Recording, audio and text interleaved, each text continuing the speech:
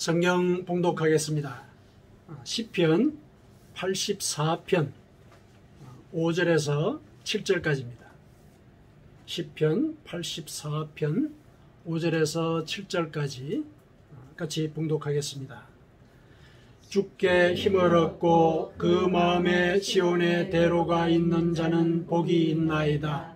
그들이 눈물 골짜기로 지나갈 때 그곳에 많은 샘이 있을 것이며 이른 비가 복을 채워주나이다. 그들은 힘을 얻고 더 나아가 시온에서 하나님 앞에 각기 나타나리이다. 아멘. 우리가 시편의 말씀을 이제 몇 주간 이어서 앞으로도 계속 같이 묵상을 할 것인데요. 오늘은 이 본문의 말씀을 가지고 우리 신앙생활의 그 이정표에 대해서 다시 한 번 더 확인하는 그런 시간을 가졌으면 좋겠습니다. 그래서 제목을 이 구원의 이정표다 이렇게 한번 잡아봤습니다. 우리는 하나님을 믿는 자이지요. 그래서 하나님을 믿기 때문에 우리는 하나님으로부터 힘을 얻습니다. 힘을 얻는다는 것은 우리가 일상을 살아가면서 이제 고난에 당하거나 또 여러 가지 우리가 헤쳐나갈 수 없는 어려운 일정 가운데 처하게 되었을 때 하나님을 소망으로 삼는다 이런 얘기죠. 그래서 하나님으로부터 주시는 그런 이 지혜와 또 능력이 우리가 그 삶을 이겨내는 또 그 고난을 이겨내는 하나의 통로가 되도록 우리는 우리의 신앙을 키워가고 있습니다. 근데 이러한 우리의 이 신앙생활의 이런 행적들은 실제로 하나님께서 그렇게 하라고 우리에게 일러주시기도 하셨고 또 신앙의 선조들의 행적을 통해서도 그 말씀의 진실성이 증명이 되고 있습니다. 하나님께서 뭐라고 그러셨냐면은 예레미야 33장 3절에 너는 내게 부르짖으라. 고통을 당할 때 내게 부르짖으라고 얘기를 하십니다. 내가 네게 응답하겠고 네가 알지 못하는 크고 은밀한 일을 네게 보이리라. 하나님이 직접 이렇게 말씀을 하셨습니다. 내가 너희의 삶의 소망이다. 직접 말씀을 하셨다는 얘기죠. 그리고 신앙의 선조들도 하나님께서 하신 이 말씀의 진실성을 그들의 삶과 또 고백을 통해서 증명을 했습니다. 여러 군데 있지만은 시편 42편 5절에 아주 대표적인 말씀이 있습니다. 내 영혼아 네가 어찌하여 낙심하며 어찌하여 내 속에서 불안해하는가. 또 본인이 고통 속에 있을 때 고난을 당했을 때 자기의 영혼에게 말하는 겁니다. 자기가 자기 영혼에게 말하는 겁니다. 왜 그렇게 낙심해하고 고통스러워하느냐. 너는 하나님께 소망을 둬라. 그가 나타나 도우심으로 말미암아 내가 여전히 찬송하리라. 이런 이제 고백을 했고 이 고백은 이제 다윗의 고백이니까 실제로 그의 삶의 행적을 돌아볼 때 이 고백대로 하나님의 은혜가 그에게 임했다는 것 우리가 기록을 통해서 확인을 하게 되지요. 그래서 오늘날 이제 우리는 이와 같은 하나님의 말씀과 선조들의 행적을 통해서 우리의 신앙생활을 이끌어 나가는데 우리의 신앙생활을 이끌어 나가는 데 있어서 이제 이정표가 될 만한 그런 그 말씀들 이런 것들을 우리가 성경을 통해서 확인을 하지요. 성경이 우리에게 그 신앙의 이정표를 알려준다는 이제 그런 말씀이죠. 그래서 오늘 본문의 말씀을 우리가 같이 묵상을 하면서 우리가 현재 이 신앙의 길을 걸어가는 그 과정 속에서 그 이정표를 옳게 따라가고 있는지 그것을 같이 한번 점검해보는 시간을 가졌으면 좋겠습니다. 자, 오늘 이 시편은 1절에 뭐라 시작을 하냐면은 만군의 여호와여 주의 장막이 어찌 그리 사랑스러운지요 이렇게 시작을 합니다. 하나님의 장막 성전이죠. 성전을 찬양하는 말로 이제 시작을 하죠. 성전에 대한 열망을 이렇게 읊고 있습니다. 왜 그렇게 열망을 하느냐 하면은 성전에는 이제 하나님이 계시기 때문인데 어떤 하나님이 계시는 것이냐? 거기는 만군의 여호와가 계시는 곳이다. 하나님의 이름을 만군의 여호와다 이렇게 불렀다는 것은 또 많은 군대의 하나님이라는 얘기 아니에요. 만군의 하나님이니까 그러니까 강력한 하나님의 이미지가 있는 것이죠. 만군의 하나님이라는 것이. 그리고 이 만군의 이 하나님이라는 이름이 가지고 있는 어떤 군사적인 이미지, 그것에 연장해서 또 시인은 하나님을 우리의 방패라고 이렇게 또 부르고 있습니다. 우리의 방패이시다. 9절하고 11절에 보면은 하나님을 방패라고 이렇게 부르죠. 하나님의 보호와 이 돌보시는 은혜, 이것이 그 성전에서는 우리에게 주어진다. 이런 생각을 갖고 그 성전을 열망하는 이런 이제 고백을 한 것이죠. 그러니까 성전에 대한 그런 고백은 결국 그러한 하나님의 은혜에 대한 소망의 표현이지요. 그런 표현으로 이제 이 시편이 시작이 되고 쭉 이어지는데, 이런 주제를 가지고 있는 시편이 우리 전체 읽는 이 150편의 시편 중에서 이렇게 한 10편 정도가 따로 이렇게 모여 있는 데가 있습니다. 그게 이제 120편부터 134편까지가 이제 그러한 주제를 담고 있는 시편인데, 요거를 이제 특히 이렇게 범주를 구별해 가지고 성전에 올라가는 노래다, 이렇게 이제 구별을 해 놓습니다. 성전에 올라가는 노래니까 성전에 향한 그 열망을 표현하는 그런 주제로 그 시편들이 이루어져 있다, 이렇게 이제 정리를 해서 기억을 해 두시면 되겠습니다. 성전에 올라가는 노래가 특별하게 있는 이유는 오늘날은 이제 성전에 가는 것이 크게 이렇게 뭐 특별한 일은 아니지 않습니까? 나한테 특별한 일이 생기지 않는다면은 모를까? 뭐 일반적으로 우리는 교회 가는데 장애가 없거든요. 그런데 이 당시에 이제 성전에 가는 일은 참 좀 힘겹고 어려운 일이었었어요. 이제 지역도 이렇게 여러 군데로 흩어져 있고 교통수단도 그렇게 이렇게 원만하지가 않았죠. 그리고 또 그 당시에는 이스라엘 백성들이 이 가나안 땅, 이스라엘 그 지역에서만 사는 게 아니고 먼 이방 지역에도 막 흩어져 살았어요. 그러니까 로마의 지배를 받으면서 이렇게 이산 정책에 따라 가지고 이렇게 이주를 하게 되거나 또 살 길을 찾아 가지고 로마가 지배하는 제국 도처에 이렇게 흩어져 사는 유대인들이 많았습니다. 디아스포라들이죠. 그런 사람들이 특별한 절기를 맞아서 성전에 오죠. 그 특별한 절기는 이제 그 율법에 이 절기를 반드시 하나님 앞에 와서 지켜라, 이렇게 이제 규정이 되어 있기 때문에 그 절기는 반드시 지키려고 노력을 해요. 그래서 성전에 나오려고 이제 그렇게 하거든요. 그러니까 1년 중에 이 특별한 절기에만 하나님께로 나온다. 그리고 하나님께 나올 때 하나님은 나를 보호하시는 그런 은혜를 준비하고 계실 것이다. 이런 이제 소망을 갖고 온단 말이죠. 그러니까 성전에 나오는 일이 특별한 일이기도 했거니와 굉장히 흥분되는 일이기도 했었어요. 그 당시 사람들에게. 이제 율법에서 규정을 하고 있는 그 절기가 이제 세 가지예요. 율법에서는 이 세 절기에는 반드시 내 앞에 나와서 예배를 드리도록 하라. 이 하나님의 명령입니다. 그 세 절기가 이제 유월절하고 그 다음에 맥추절 그리고 초막절, 이 절기 세 절기입니다.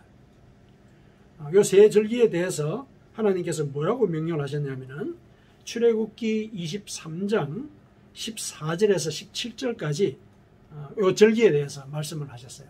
출애굽기 23장 14절에서 17절에 보면은 너는 매년 3번 내게 절기를 지킬지니라. 절기를 꼭 지켜라. 3번을 지켜라. 얘기를 하셨어요. 너는 무교병의 절기를 지키라. 내가 네게 명령한 대로 아빕월에 정한 때에 1해 동안 무교병을 먹을지니 이는 그 달에 내가 애굽에서 나왔음이라. 빈손으로 내 앞에 나오지 말지니라. 이게 무교병의 절기라고 하는 것이 유월절과 관계가 되어 있어요. 유월절. 언제 나중에 자세하게 설명을 하겠습니다. 이때 나 앞에 나와서 예배를 드려라. 이렇게 얘기를 하죠. 그리고 그 다음에 맥추절을 지키라. 이는 네가 수고하여 밭에 뿌린 것에 첫 열매를 거둠이니라. 첫 열매를 수확한 것을 하나님께 감사하기 위해서 맥추절을 지켜라 이렇게 얘기하죠. 그래서 이 맥추절을 다른 한편으로 초실절이다 이렇게도 부릅니다. 처음 열매를 맺은 것을 하나님께 이제 올려드린다 그런 뜻이죠. 그러니까 초실절이다 이렇게도 부릅니다. 그 다음에 세 번째가 수장절을 지켜라. 수장절은 이제 이 초막절 혹은 이제 장막절 이렇게도 불려요. 수장이라고 하는 것이 거둬들여서 저장한다 그런 뜻이죠. 우리식으로 따지면 이제 가을 추수 때를 가리키죠. 그래서 곡식을 혹은 뭐 포도나 올리브를 이렇게 수확을 해가지고 이렇게 저장하는 절기예요. 그 수장절이거든요. 그 수장절을 지켜라. 이는 네가 수고하여 이런 것을 연말에 밭에서부터 거두어 저장함이니라. 네 모든 남자는 매년 3번씩 주 여호와께 보일지니라. 성전에 와서 예배를 드리라는 얘기죠. 이 3번의 절기에는. 이렇게 출애굽기에서 하나님께서 얘기를 하셨습니다. 근데 오늘날 입장에서 우리가 가만히 생각해 보면은 사실 하나님은 무소부지하시잖아요. 어디든지 다 계시거든요. 그런데 왜 굳이 성전에 오라고 그러셨을까? 게다가 그 당시는 이동하기가 참 불편했거든요. 이동하기 참 불편했어요. 뭐 이렇게 로마라든지 혹은 소아시아 지역에서 이 이스라엘로 이 성전으로 예배를 드리러 올라 그러면은 이거는 뭐 몇 주 정도의 계획을 잡고 출발을 해야 되는 그런 일이거든요. 이렇게 왜 힘든 일을 굳이 이렇게 반드시 지켜야 된다라고 말씀을 하셨을까? 이 조금 오늘날 입장에서 보면 조금 의아한 점이 이제 없잖아 있기는 합니다. 그런데 그렇게 굳이 성전에 와서 이 3번의 절기를 지키라고 얘기하신 것은 우리가 마음으로 믿는다 하더라도 그 믿음을 행동화하는 것, 행동으로 보여주는 것, 그게 우리가 믿고 있다는 것을 증명하는 길이다. 이걸 이제 일러주기 위해서 그렇게 명령을 하신 것입니다. 그리고 그렇게 와서 이 성전에 와서 예배를 드리라고 하는 이 명령 자체가 구원사적으로 굉장히 중요한 의미를 갖고 있습니다. 구원의 측면에서 볼 때 왜 이 3번의 절기를 꼭 성전에 와서 드리라 해야 되냐, 그 의미가 중요한 의미가 있다는 것이죠. 이 3 절기는 우리가 구원을 얻는 데 있어서 굉장히 필수적인 그런 요소를 각각 대변하고 있습니다. 먼저 이제 무교병의 절기를 한번 보십시다. 무교병의 절기를 지키라고 얘기를 앞서 말씀하셨는데, 무교병이라는 것은 이제 누룩을 넣지 않은 빵이죠. 교가 이제 누룩이거든요. 누룩을 넣지 않은 빵. 그걸 이제 무교병이라고 그러는데, 이 무교병은 이스라엘 역사에 있어서 소위 그 유월절이라고 부르는 그날에 먹었던 빵이거든요. 그러니까 우리가 빵을 만든다 그러면은 누룩을 넣어가지고 반죽을 숙성시켜서 그 반죽을 좀 부드럽게 해가지고 그렇게 이제 빵을 구워야 빵도 부드럽고 맛이 있지 않겠습니까?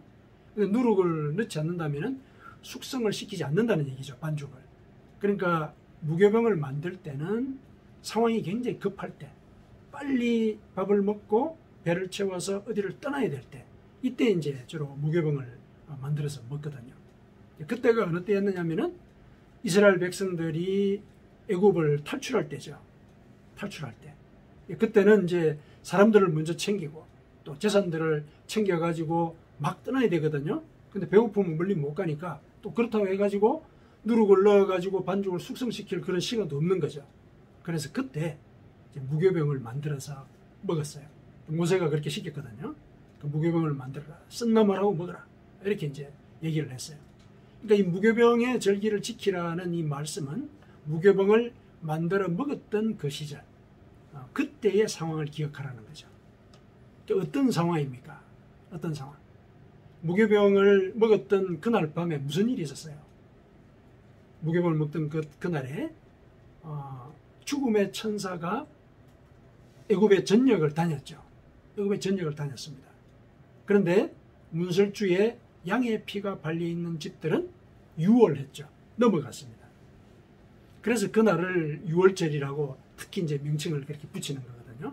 그러니까 유월한 거예요. 유월했다는 건 생명이 주어졌다는 얘기죠. 생명을 보존했다는 얘기죠. 그래서 무교병을 먹거라, 무교병의 절기를 지켜라, 이 얘기는 그날에 무슨 일이 있었는지, 어떤 구원의 역사가 베풀어졌는지 이거 기억하라는 얘기죠. 기억해라.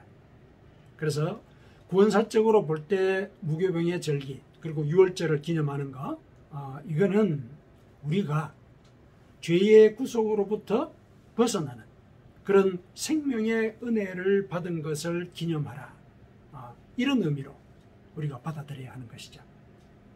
그래서 무교병의 절기, 유월절을 지켜라는 이제 이 말씀은 결국 무엇을 의미하느냐면은 내가 하나님이 너희에게 생명의 은혜를 베풀었다. 그것을 기억하고 그 은혜를 받은 것에 대해서 감사해야 된다. 감사해야 된다.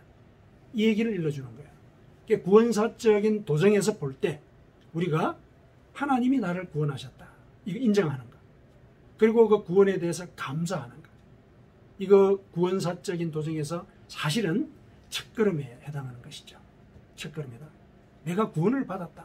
하나님이 나를 구원하셨다. 이거 인정하는 거. 이게 사실은 믿음을 갖게 만드는 첫걸음이지 않습니까? 그러니까 이 사실을 기억하고 감사해라. 이 감사하라고 얘기를 하는 그 이유는 이 출애굽기에서 무교병의 절기를 지키라고 얘기를 하시면서 뭐라고 얘기하셨냐면은 빈손으로 내 앞에 나오지 말지니라. 이 다른 절기 말고 무교병의 절기에 대해서는 빈손으로 나에게 나오지 마라, 이렇게 얘기를 하신 거예요. 그러니까 빈손으로 나 앞에 나오지 말라는 얘기는 감사하라는 얘기죠. 감사하라는 거예요. 물론 이제 그 당시에는 감사의 표현을 이제 헌물로서 이렇게 이제 표현을 했기 때문에 빈손으로 오지 말라 이렇게 얘기를 했는데, 구원사적인 입장에서 해석을 해보면은 내가 하나님의 구원을 받았구나.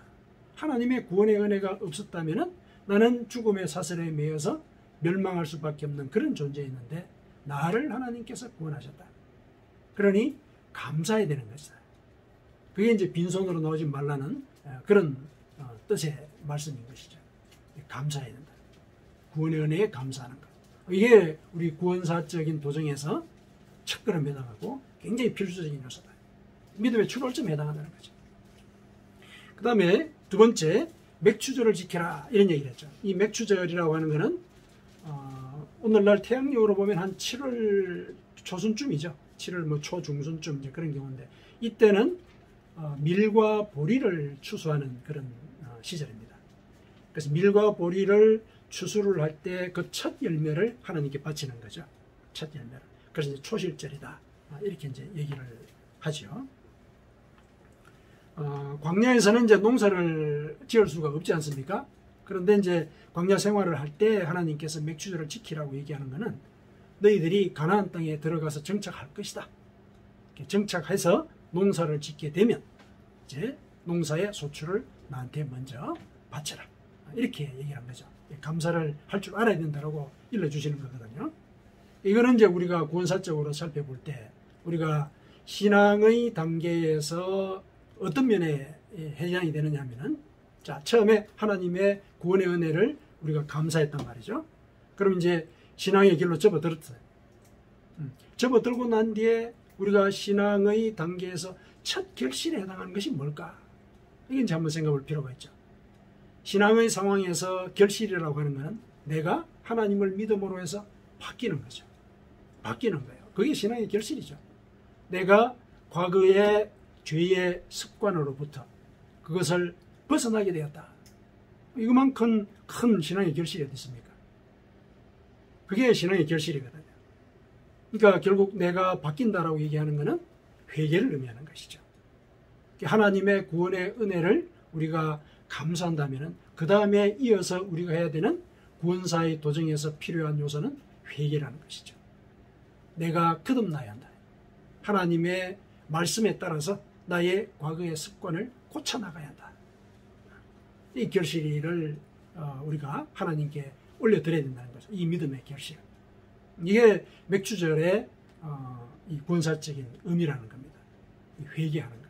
내가 하나님의 말씀 때문에 나의 과거의 성정을 고치고 죄의 습관을 끊어내려고 노력을 하는 이런 삶을 살게 되었다.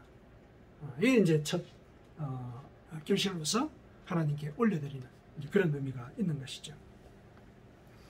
우리가 회개를 한다면은 과거의 삶으로부터 벗어나는 것이죠. 그러니까 과거의 삶으로부터 벗어난다는 것은 벗어나는 그 시점은 언제나 첫 열매에 해당하죠. 그렇죠? 과거와는 끊어지는 거니까. 과거와는 끊어지고 그 시점으로부터 새로운 삶이 시작되는 거거든요.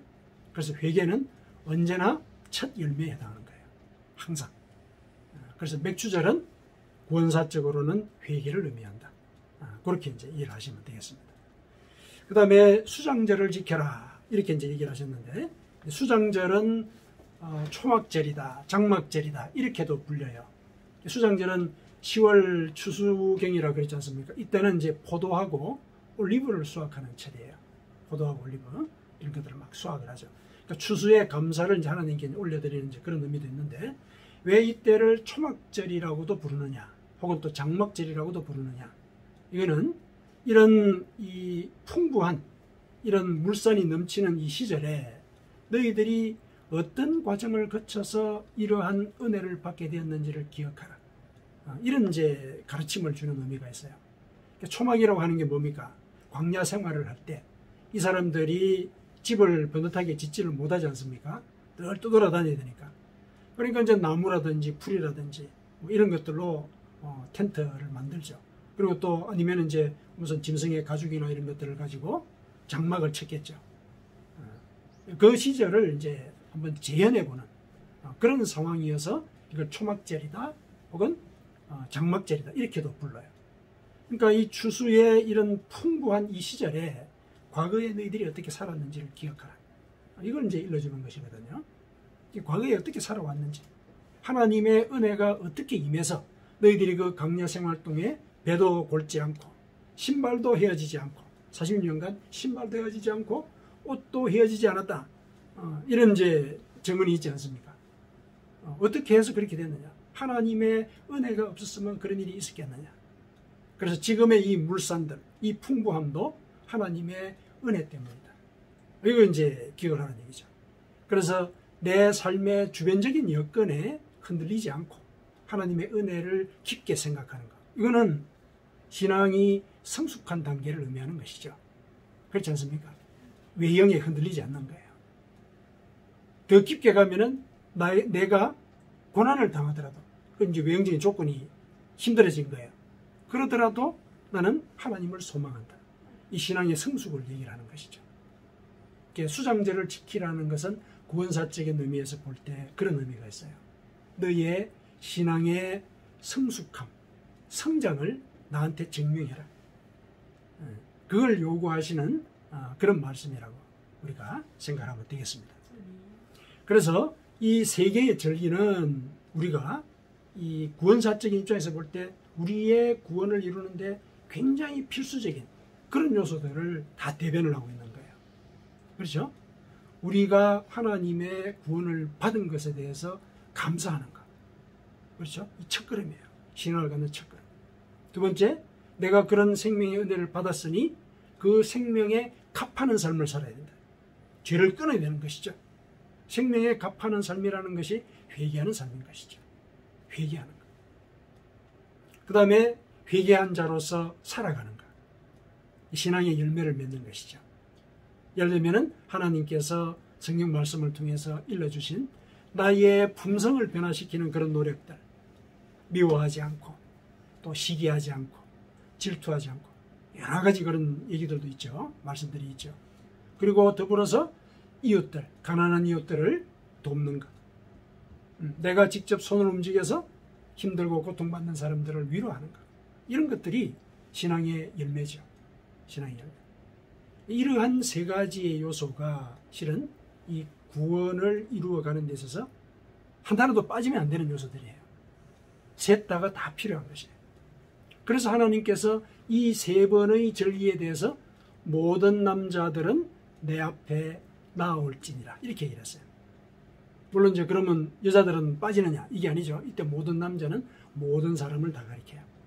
모든 사람들은 이 세 번의 절기에 다 나 앞에 나오라. 그 얘기는 이 세 가지의 신앙의 요소 반드시 지켜야 한다.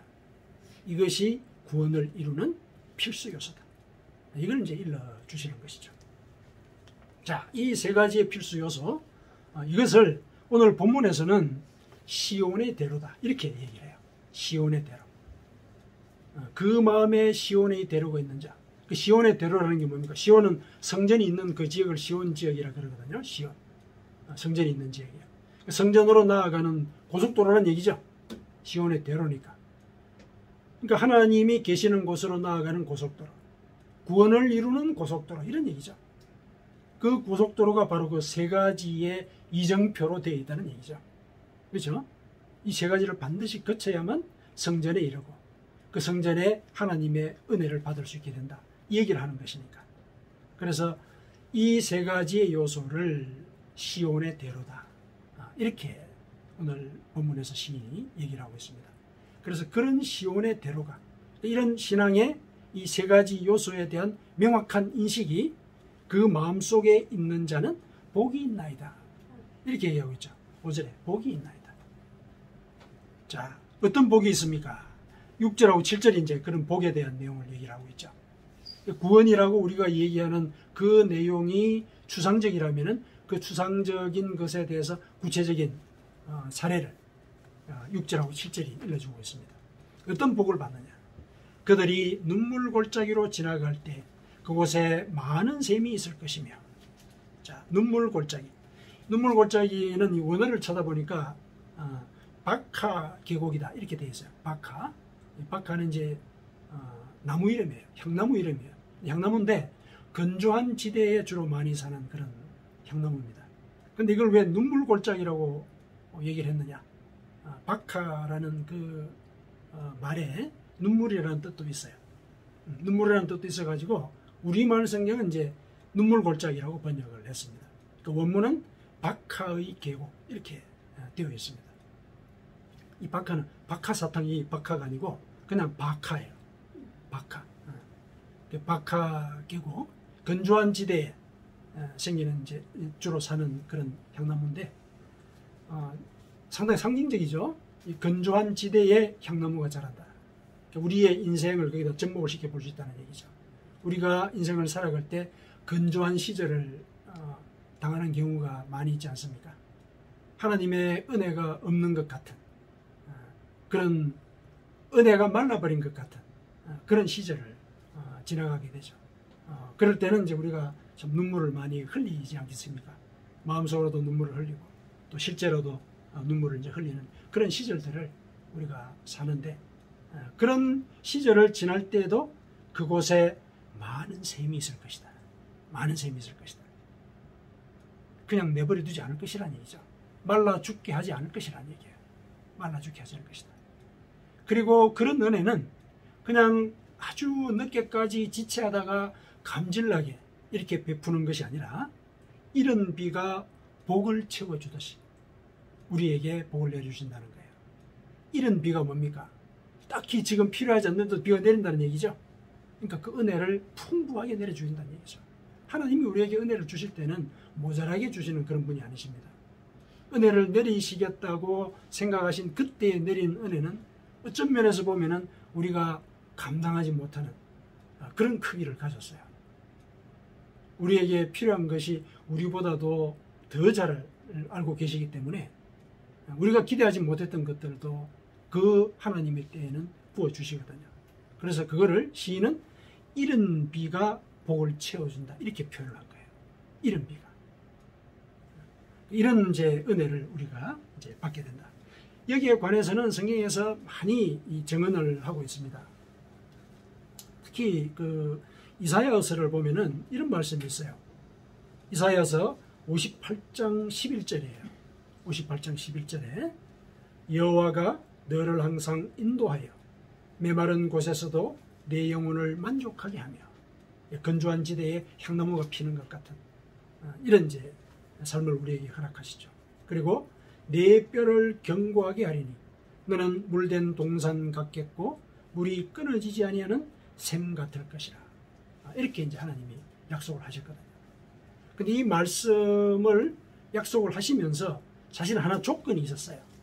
하나 조건. 그 조건이 뭐냐면은 그 58장 이사야 58장 9절에서 10절을 보면은 만일 내가 너희 중에서 멍에와 손가락질과 허망한 말을 제하여 버리고 줄인 자에게 네 심정을 동하며, 이 마음을 이렇게 공감을 한다는 얘기죠. 동하며 괴로워하는 자의 심정을 만족하게 하면 너희를 항상 인도해서 메마른 곳에서도 내 영혼을 만족시킬 것이다. 이렇게 약속이 이어지거든요. 이 조건이 뭡니까? 이 조건이 사실은 이 구원의 이정표, 그 세 가지 요소와 전맥이 되는 거죠. 전맥이 돼요.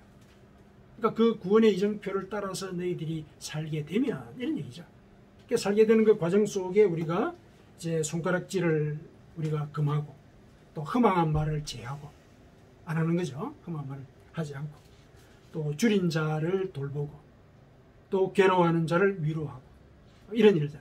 이게 결국은 그 구원에 그 필요한 이 3대 요소를 우리가 집약해서 살게 되면, 이런 뜻이 되는 것이죠. 그렇게 되면은 이런 은혜를 너희들에게 베풀 것이다. 이렇게 이제 말씀을 하신 것입니다. 자, 그 다음에 이런 은혜를 받은 사람은 7절에 어떻게 돼요? 그들은 힘을 얻고 더 얻어. 힘을 얻고 더 얻는다. 하나님으로부터. 뭡니까? 믿음이 성장하는 거죠. 믿음이 성장하는 겁니다. 믿음의 열매. 우리가 소위 성경에서 말하는 성령의 열매라든지, 또 바울 사도가 사랑을 가르칠 때 그 사랑의 덕목을 실천하는 방식들, 고린도전서 13장에 하나씩 일러주고 있죠. 이런 것들을 내 삶 속에서 이루어가는 거예요. 이게 하나님이 실은 그 열매를 맺도록 힘에 힘을 더하기 때문에 맺어지는 그런 열매들이거든요. 그런 일들이 내 삶 속에서 이루어진다. 그것이 실은 우리가 받게 될 그 은혜의 어떤 면에서는 최종적인 단계에 해당하는 것이죠. 내가 신앙의 열매를 맺고 또 맺게 된다. 그 얘기를 얘기하는 것이죠. 그래가지고 나아가서 7절에 나아가서 시온에서 하나님 앞에 각기 나타나리이다. 뭡니까? 내가 맺은 그 신앙의 열매를 내가 들고 하나님 앞에 나아간다는 얘기예요. 나를 대표해서 누군가가 우리 이 무리가 이런 열매를 맺었습니다 해가지고 대표를 해가지고 하나님께 갖다 바치는 것이 아니라 내가 맺은 그 열매의 광주리를 들고 하나님 앞에 직접 나아가는 거예요. 각기. 그래서 그 칭찬도 내가 하나님으로부터 직접 받는 거예요. 굉장히 영광스러운 그런 순간을 우리 각자가 경험하게 된다는 겁니다. 그 내용을 오늘 시인이 우리에게 일러주고 있습니다. 그래서 우리가 이 신앙의 이정표를 빠짐없이 지켜나가려고 노력을 할 때 하나님은 나를 1대1로 만나주신다는 얘기죠. 1대1로 만나주신다는 얘기예요. 그래서 내 심중에 다른 사람에게 얘기하지 못했던 그 이야기들을 하나님께 들려드린 그 얘기를 들으시고 하나님께서 또 나에게 이야기를 들려주시는 거예요. 하나님과 우리가 서로 이야기를 나누는 것. 이게 사실은 인격적인 관계거든요. 우리가 인격적인 관계라고 했을 때는 도덕을 차려서 뭐 이런 것보다는 서로 진심이 통하는 그런 관계. 이게 인격적인 관계예요. 하나님과 우리가 그런 관계를 맺게 된다는 것이죠. 그렇게 되면은 하나님이 내 안에 있고 내가 하나님 안에 있는 그런 삶을 우리가 이어갈 수 있게 됩니다. 사랑하는 성도 여러분, 하나님의 성전을 사모하는 자는 성전에서 지낼 절기를 성의를 다해서 지킵니다. 그 절기는 물론 이제 율법에서는 세 가지를 얘기하고 있지만은 우리가 구원사적인 차원에서 그 절기의 의미를 되새겨 볼 때 첫 번째는 우리가 구원의 은혜를 받은 것에 대해서 감사하는 것. 그리고 우리의 삶을 돌아보면서 회개하는 것. 그리고 그 다음에는 회개한 자로서 살아가는 것. 성령의 열매를 맺으려고 노력하는 삶이죠. 나의 과거의 습관을 끊으려고 노력하는 그 가운데 내가 신앙이 성장해 가는 거죠. 이러한 세 가지의 이런 요소, 이거를 반드시 지켜나가야 된다. 반드시 지켜나가야 된다. 그것이 우리가 하나님의 그 구원을 우리 입장에서 확고하게 다지는 이제 그런 계기가 될 것이다. 이 시온의 대로를 생각하면은 우리가 성경 속에서 이사야 선지자를 통해서 일러주신 대로 너희는 주의 길을 예비하라 이런 말씀이 있죠. 주의 길을 예비하라는 것과도 통해요. 주의 길을 예비하라는 것은 하나님이 오실 길을 준비하라는 얘기지 않습니까? 그 얘기는 뭡니까? 내가 하나님께 나아갈 길을 준비하라 이런 얘기로도 들리는 것이죠. 그렇죠? 그래야 우리가 만나지 않습니까? 그냥 하나님이 오실 길만 만들어 놓고 우리가 길 바깥에 있으면 그게 무슨 의미가 있어요? 길을 예비하라. 그 얘기는 결국 우리가 하나님을 만날 준비를 해야 한다. 그것과도 같은 얘기죠. 그래서 우리가 오늘 본문이 일러준 그 신앙의 이정표, 그 세 가지, 이게 우리 구원의 필수 요소다. 이 필수 요소를 우리의 삶 가운데서 늘 경각하고 또 그것을 지켜나가는 그런 삶을 우리가 살아가야 하겠습니다. 여러분의 삶 가운데서 이 열매를 맺기를 소망하면서 또 시온의 대로가 실현이 되는 그런 삶을 살아가시기를 축원합니다. 아멘.